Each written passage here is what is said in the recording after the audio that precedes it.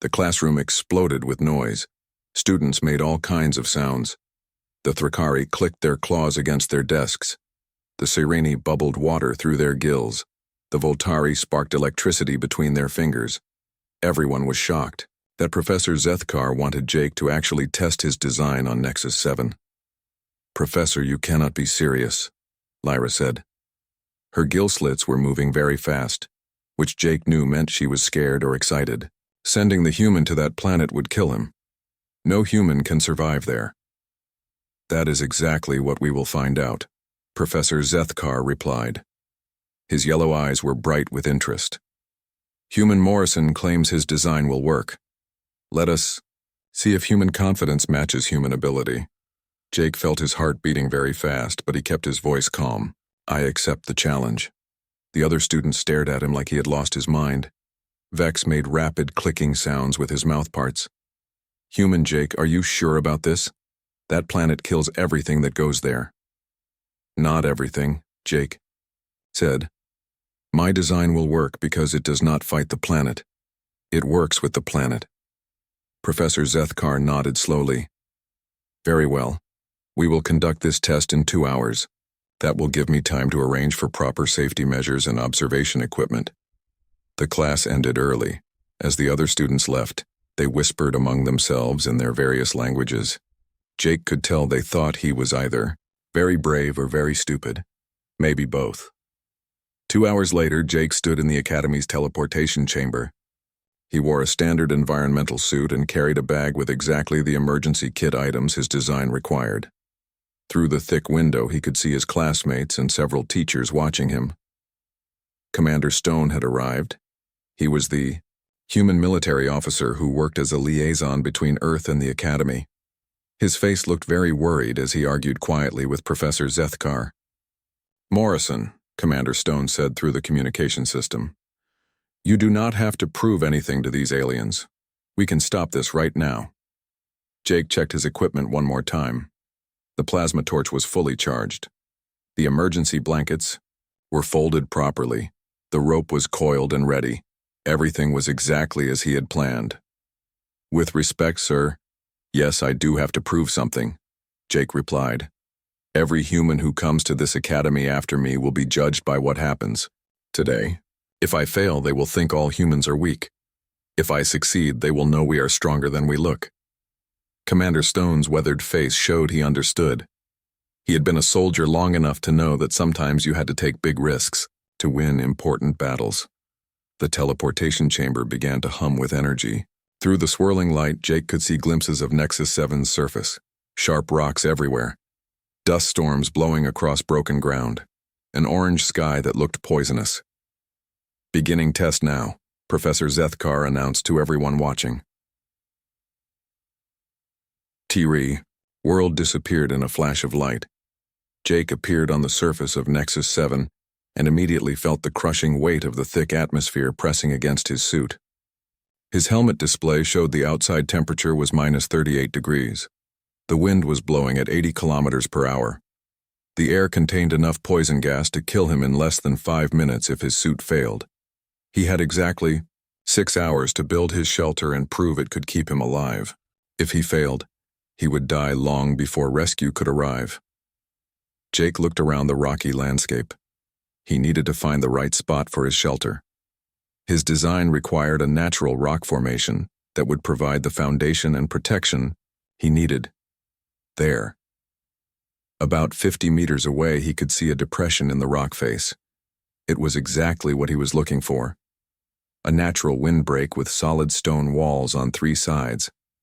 Jake walked carefully across the uneven ground. Each step had to be planned.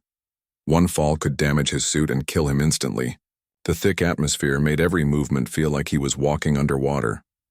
Back at the academy, his classmates watched through remote cameras as the small human figure moved across the deadly landscape. To most of them, it looked like Jake was walking to his death. "Look how slowly he moves," Vex observed. "The heavy atmosphere must be crushing him." "No," said Lyra, studying the video feed carefully. "He is not being crushed. He is being careful. Every step is planned. He is not wasting any energy or taking any unnecessary risks." Commander Stone nodded with approval. That boy moves like a combat engineer. He knows exactly what he is doing. On Nexus 7, Jake reached the rock depression and began unpacking his equipment. The first thing he did was use the plasma torch to clear loose rocks and create a more stable foundation. The torch worked perfectly in the thick atmosphere, actually burning hotter than it would on most planets. Next, he began stringing the carbon fiber rope in a complex pattern between the rock walls. This would form the frame for his shelter. The rope was incredibly strong, designed to hold together spacecraft in emergencies. It could easily handle the fierce winds of Nexus 7. Jake worked steadily, despite the hostile conditions. He had practiced this design many times in his head during the past 2 hours. Every movement was planned and efficient. He could not afford to waste time or energy. The emergency blankets came next. These were not ordinary blankets. They were made of special metal that could reflect heat and cold. Jake arranged them in multiple layers, creating air spaces between each layer. This would allow him to control the temperature inside his shelter, even as the outside temperature changed by over 100 degrees. His classmates watched in fascination as Jake used techniques none of them had ever seen. Instead of fighting against the environment, he seemed to work with it. When the wind blew hard, he used it to help position his materials. When the temperature dropped, he adjusted his blanket layers to take advantage of the change. He is not building a shelter, Professor Zethkar observed quietly. He is becoming part of the planet. After 3 hours of steady work, Jake's shelter was taking shape. It looked nothing like the elaborate designs his classmates had created. It was low and angular, seeming to grow out of the rock itself rather than being placed on top of it. The structure used the planet's own features for protection. The rock walls blocked the wind. The natural depression provided a foundation that could not be destroyed by storms. The emergency blankets created a thermal regulation system that actually used Nexus 7's extreme temperature changes to generate power. Jake activated the plasma torch one more time to weld the final connections. His makeshift air purification system was ready to be tested. Using medical supplies and processed emergency rations, he had created a chemical scrubber that could neutralize the poison gases in the atmosphere. With 3 hours remaining in his test, Jake faced the most dangerous part of his challenge. He had to remove his environmental suit and prove that his shelter could keep him alive using only the hostile atmosphere of Nexus 7. Back at the academy, alarm lights began flashing as Jake's hands moved toward his helmet seals. Everyone watching knew that what he was about to do should be impossible. No unprotected human had ever survived in an atmosphere like Nexus 7's. Jake took a deep breath and removed his helmet. The sensors immediately detected toxic gases, crushing pressure, and temperature extremes that should have killed him instantly. Instead, Jake smiled at the camera and said clearly, "Shelter operational and fully functional. All systems working perfectly." The observation room fell completely silent. Jake had done something that every expert said could not be done. A human had not only survived on Nexus 7, but had made it livable using nothing more than standard emergency supplies and human thinking. Jake Morrison walked into the classroom and felt small. Every other student in Professor Zethkar's environmental survival class was at least 2 feet taller than him. The Thrakari students had thick armor plates covering their bodies and claws that could cut through metal. The Sireni had gills that let them breathe underwater and skin that could handle extreme cold. The Voltari could generate electricity from their own bodies. Jake was just human. No special abilities, no natural armor, no way to survive in places that would kill most living things. He took his usual seat in the back corner and pulled out his tablet. 3 months at Kepler Station Academy had taught him to stay quiet and try not to draw attention. The other students were not mean to him, but they did not think humans were very tough. Jake was tired of being seen as the weak one in every class. Professor Zethkar entered the room. He was a reptilian, 8 feet tall with green scales and bright yellow eyes. His tongue flicked out to taste the air as he looked around the classroom. Jake had learned this meant the professor was thinking about something important. "Today we will study survival on Nexus 7, the professor said. His voice was deep and rough. He waved his hand and a hologram appeared above his desk. It showed a planet that looked like a nightmare. The planet was covered in sharp rocks and had no plants or water anywhere. Orange clouds swirled around it, and Jake could see lightning flashing inside the storms. The surface looked cracked and broken, like someone had smashed it with a giant hammer. Nexus 7 is one of the most dangerous worlds we know, Professor Zethkar continued. The air pressure is 3 times heavier than most planets. The temperature goes from very hot to very cold in just a few hours. The air has poison gas that will kill you in minutes. Lyra raised her webbed hand. She was a Sireni, with blue skin and large black eyes. Professor, what about the human? His kind cannot live in such a place, right? All the students turned to look at Jake. He felt his face get hot with embarrassment. This always happened. Every time they talked about dangerous places or difficult survival situations, someone would point out that humans were too weak to handle it. Professor Zethkar's yellow eyes focused on Jake. You are correct, Lyra. Humans are known to be fragile. Their home planet Earth is very stable and safe compared to most worlds in space. They need exactly the right temperature, the right air, and the right pressure to stay alive. They have no natural ways to protect themselves from extreme conditions. Jake sank lower in his chair. He wanted to argue, but what could he say? It was true that humans did not have thick skin like the Thrakari or special organs like the Sireni. On paper, humans looked weak compared to every other species in the galaxy. However, the professor went on, survival is not always about having the right body parts. Sometimes it is about being smart and knowing how to use what you have. Your assignment today is to design a survival shelter for Nexus 7.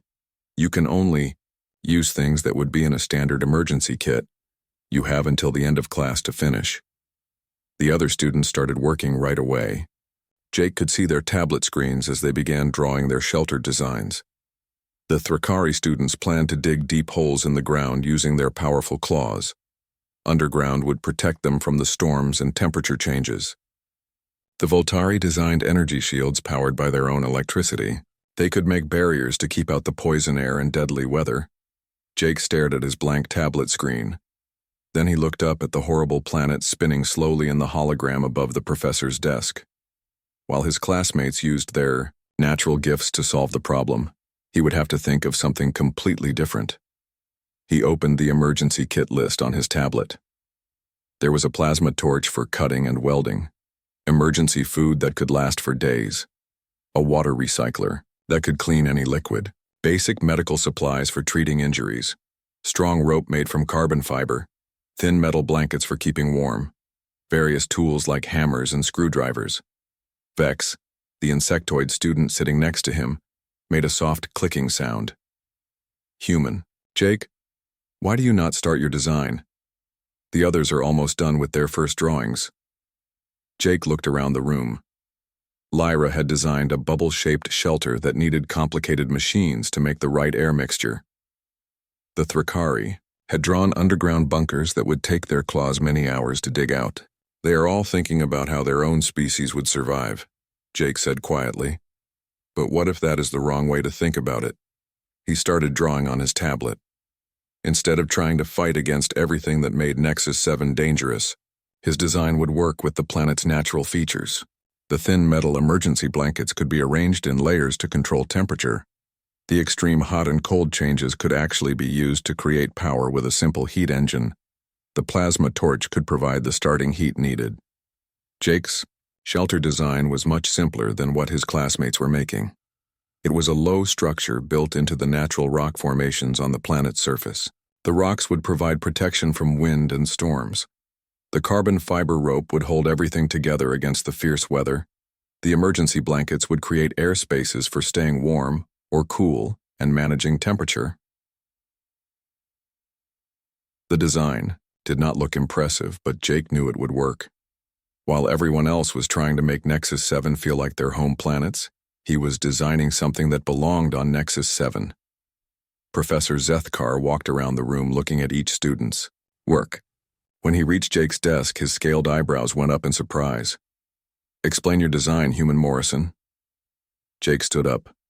His voice was shaky at first, but it got stronger as he talked. Everyone else is trying to recreate the conditions from their own worlds. But I am designing specifically for Nexus 7. This shelter uses the planet's own rocks for structure and wind protection. The emergency blankets create a temperature control system that actually uses the planet's hot and cold swings to make power. The classroom became quiet. Other students stopped working on their own designs to listen to what Jake was saying. The poison gas in the air is dangerous, but it also reacts easily with other chemicals, Jake continued. By making a simple air cleaner using medical supplies and emergency food, we can make the air safe to breathe. The heavy air pressure will help push clean air through the system. Professor Zethkar's eyes got narrower. And you think this would really work? Jake looked directly at the professor's yellow eyes. I do not just think it would work, Professor. I know it would work. The room was completely silent now. Every alien student was staring at the small human who claimed he could survive on a planet that would kill most of them in minutes. Professor Zethkar's tongue flicked out again. Jake could tell the professor was very interested in what he had heard. Very well, Human Morrison, the professor said slowly. If you are so sure about your design, perhaps you would like to prove it. Jake stood inside his shelter without his helmet and breathed the processed air. It tasted strange, like metal and chemicals, but it was clean and safe. His air scrubber was working exactly as he had designed it. The poisonous gases from Nexus 7's atmosphere were being neutralized and converted into breathable air. Through the camera mounted on his discarded helmet, he could see the shocked faces of everyone watching from the academy. Professor Zethkar's scaled jaw had dropped open. Lyra was floating motionless in her water tank with her gills completely still. Even Commander Stone looked amazed. How are you feeling, Morrison? Commander Stone's voice crackled through the communication system. Fine, sir, Jake replied, checking the temperature readings on his makeshift control panel. Actually, I am more comfortable now than I was in the environmental suit. The shelter's climate control is working better than I expected. Outside his shelter, the temperature had dropped to -45 degrees. Inside, Jake had maintained a steady 22 degrees by using the thermal regulation system he had built from emergency blankets. The extreme temperature difference was actually helping to power his air scrubber through a simple heat exchange process. Vex pressed his compound eyes against the observation window. This should not be possible. The atmospheric pressure alone should crush any unprotected being. The shelter is designed to equalize pressure gradually, Jake explained, adjusting one of his blanket layers. Instead of trying to maintain Earth normal pressure, I am letting the shelter adapt to Nexus 7's pressure while keeping it within human tolerance levels. Professor Zethkar found his voice. Human Morrison, your readings show you are breathing atmosphere that contains 12% sulfur compounds. That concentration should kill any known life form within minutes. Jake smiled and pointed to his air scrubber. The medical alkaline solutions react with the sulfur compounds and neutralize them. The processed emergency rations provide the binding. Agents needed to remove the toxic particles from the air. It is basic chemistry just applied in a new way. What Jake did not tell them was that he was pushing the limits of what his body could handle. The processed air was clean but thin. The pressure equalization was working, but it made him feel slightly dizzy. His thermal regulation system was effective, but he had to make constant small adjustments to keep the temperature stable. This was not just about proving his design worked. This was about proving that humans could adapt to anything when they had to. 2 hours passed. Jake used the time to demonstrate different aspects of his shelter system. He showed how the thermal collectors could generate enough power to run basic equipment. He explained how the waste heat from his body was being recycled to help maintain the shelter's temperature. He even cooked a meal using emergency rations and heated water from his thermal system. Look at how efficient his movements are, Lyra observed. He wastes no energy. Every action serves multiple purposes. That is survival thinking, Commander Stone said with obvious pride. When resources are limited, you learn to make everything count. Jake heard their conversation through his communication link. That is exactly right, Commander. On Earth, humans survived ice ages, droughts, floods, and disasters that wiped out other species. We learned to be efficient because we had to be. A new voice joined the conversation. Dr. Kethmore, the Academy's chief medical officer, had arrived to monitor Jake's vital signs. Human Morrison, your biological readings are unusual. Your heart rate and blood pressure should be much higher given the stress your body is experiencing. Jake checked his own pulse. It was elevated, but steady. I feel fine, doctor. Maybe a little tired from the construction work, but nothing serious. That is what concerns me, Dr. Kethmore replied. You are maintaining normal function in conditions that should be causing severe biological distress. How is this possible? Jake considered the question carefully. I think it is because I am not fighting the environment. My body is adapting to work with the conditions instead of against them. The shelter is not trying to recreate Earth conditions. It is creating Nexus 7 conditions that humans can survive in. Professor Zethkar's tongue flicked out rapidly. Fascinating. You are not imposing your biology on the environment. You are finding the intersection where human biology and Nexus 7 environment can coexist. Exactly, Jake said. Every other species designs survival systems based on recreating their home environment. Humans design survival systems based on adapting to whatever environment we find ourselves in. As the fourth hour began, Jake faced his biggest test yet.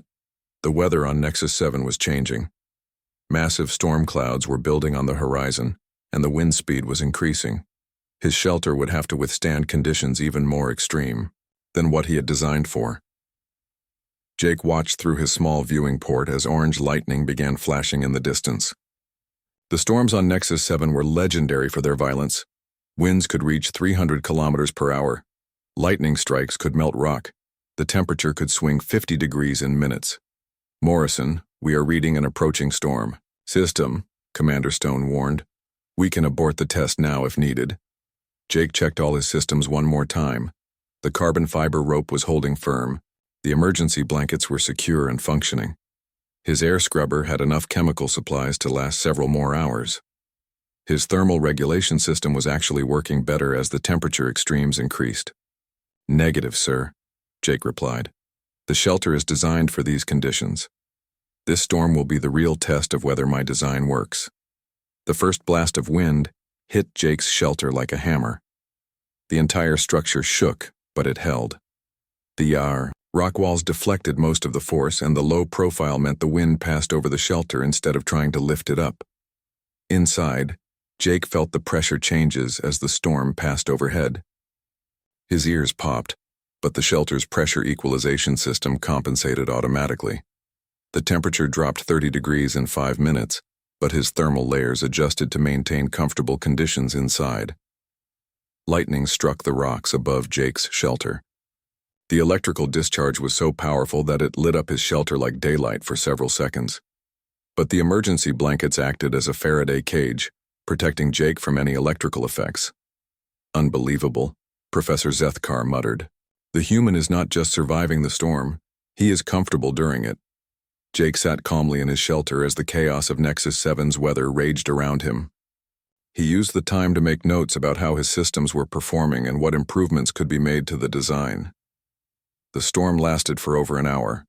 When it finally passed, Jake's shelter had proven itself capable of protecting human life in the most extreme conditions imaginable.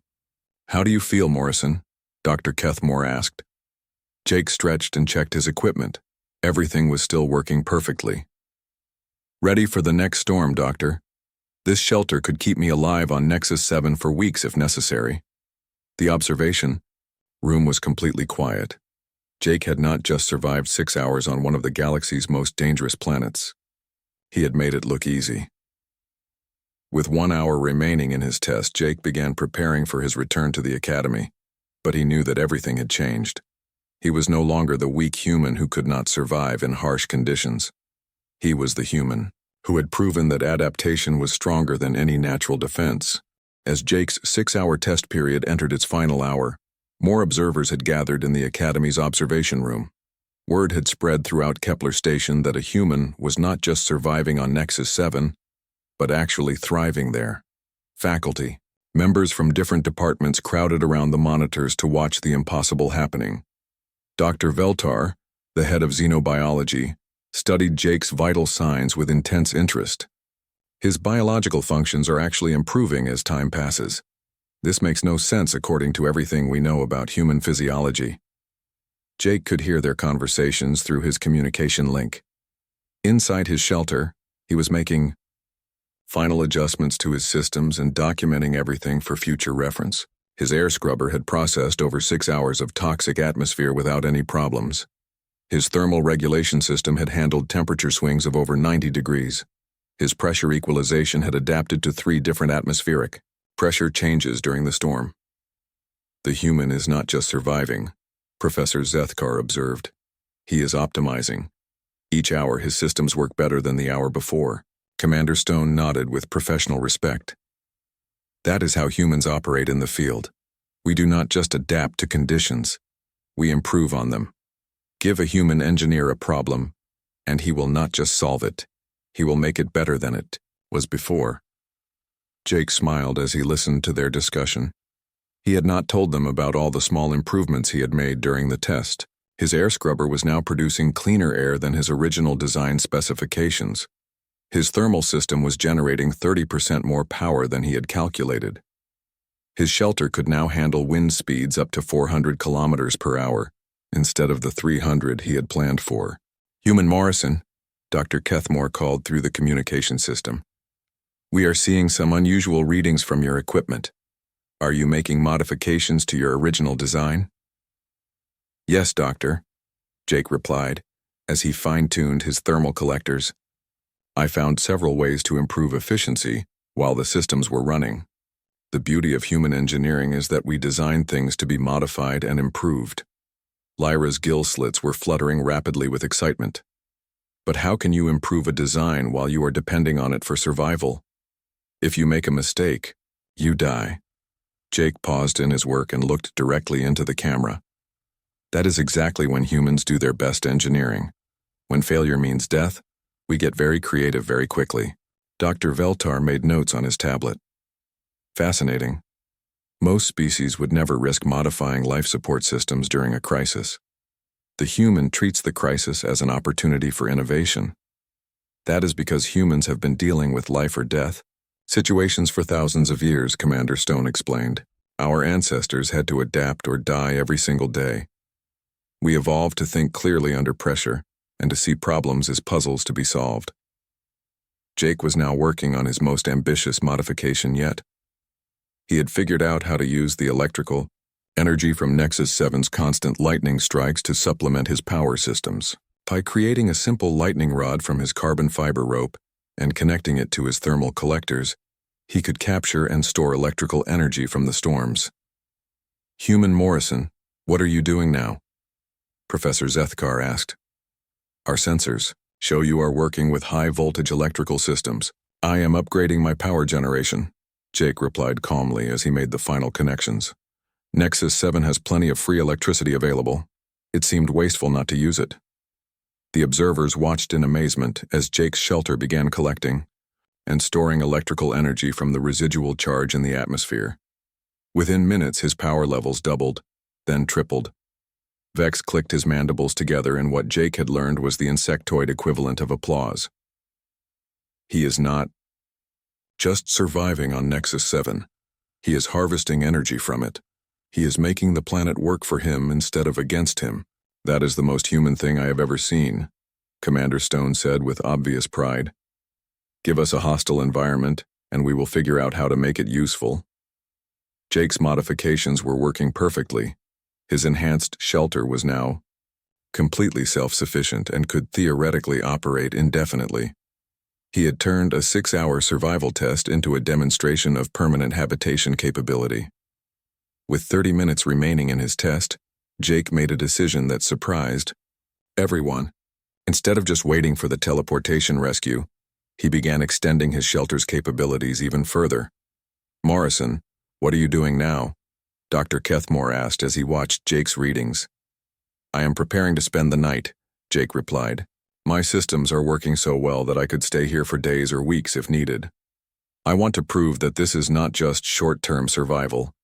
This is long-term adaptation. The observation room erupted in surprised conversations. Several faculty members argued with Professor Zethkar about extending the test period. The risk assessment computers were calculating danger levels and probability matrices. Commander Stone held up his hand for silence. Morrison, are you absolutely certain about this? We can bring you back now with a complete success. Jake looked around his comfortable shelter. The temperature was perfect. The air was clean and fresh. His power systems were generating more energy than he could use. His food and water recycling systems could sustain him for weeks. Sir, I am more comfortable here than I am in my dormitory room at the academy, Jake said honestly.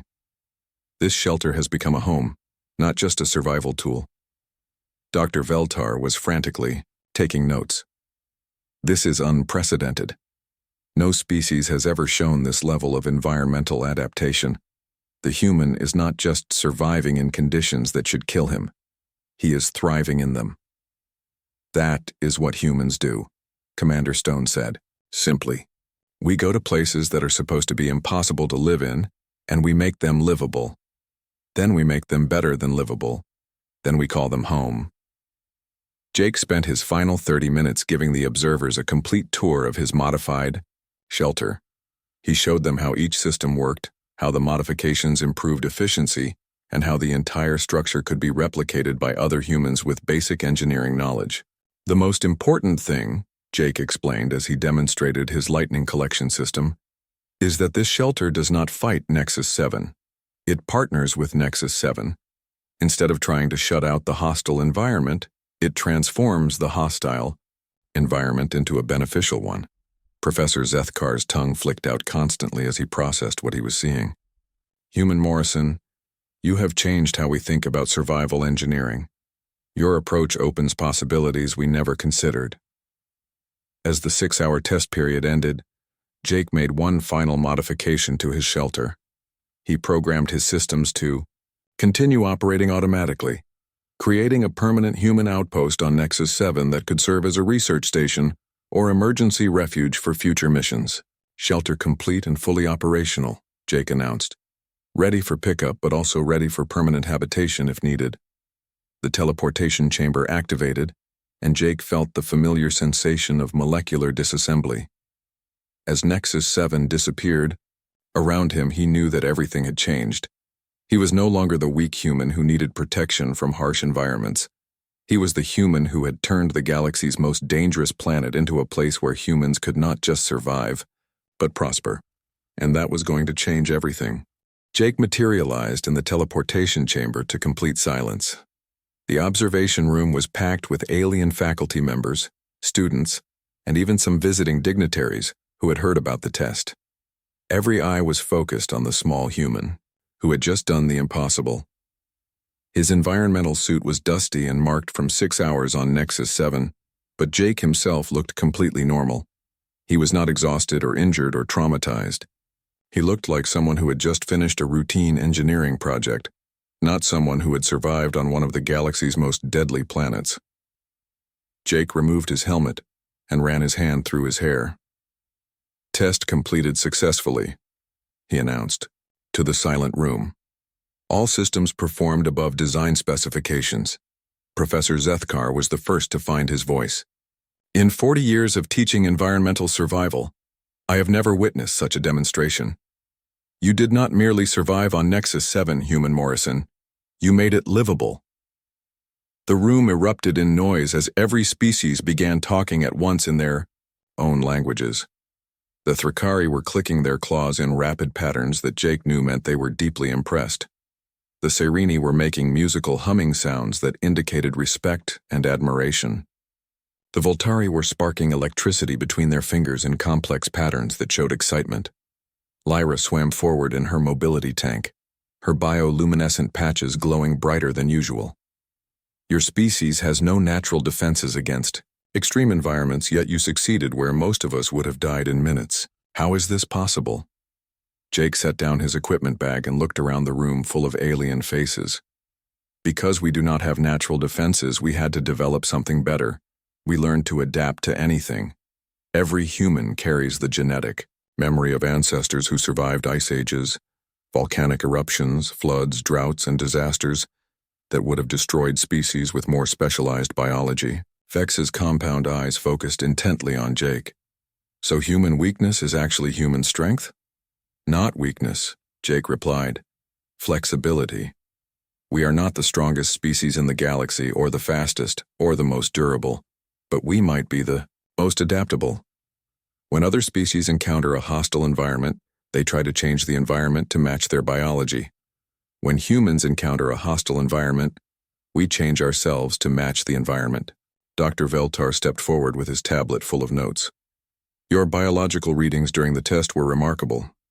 Your body actually improved its performance as the conditions became more extreme. This suggests an adaptation mechanism we have never observed in any other species. Commander Stone moved through the crowd to stand beside Jake. His weathered face showed unmistakable pride. Morrison, that was some of the finest survival engineering I have ever seen. You did not just solve the problem. You redefined what the problem was. Professor Zethkar's tongue flicked out as he processed what he had witnessed. I believe I owe your species an apology, Human Morrison. Our databases classify humans as fragile and unsuited for harsh environments. Today you have proven that our understanding was completely wrong. Jake looked around the room at all the alien faces staring at him with new respect. Maybe the problem is not with human capabilities. Maybe the problem is with how we measure capabilities. You measure survival by how well a species can maintain their natural state in hostile conditions. But humans measure survival by how well we can change our state to match any conditions. Dr. Kethamore consulted his medical scanner. Your shelter design has been transmitted to the Academy's engineering database. Early analysis suggests that human adaptive survival techniques could revolutionize how we approach environmental challenges across the galaxy. Over the following days, word of Jake's achievement spread throughout Kepler Station Academy and beyond. The human who had built a thriving habitat on Nexus 7 became famous throughout the interstellar community. But more importantly, his success changed how alien civilizations viewed human capabilities. Jake found himself teaching special seminars on human survival techniques to fascinated alien students. His approach of working with hostile environments instead of against them became a new field of study called adaptive environmental integration. 3 weeks after the test, Jake sat in Professor Zethkar's classroom, but now he was at the front of the room instead of hiding in the back corner. He was demonstrating his shelter design to a class full of alien engineering students who hung on his every word.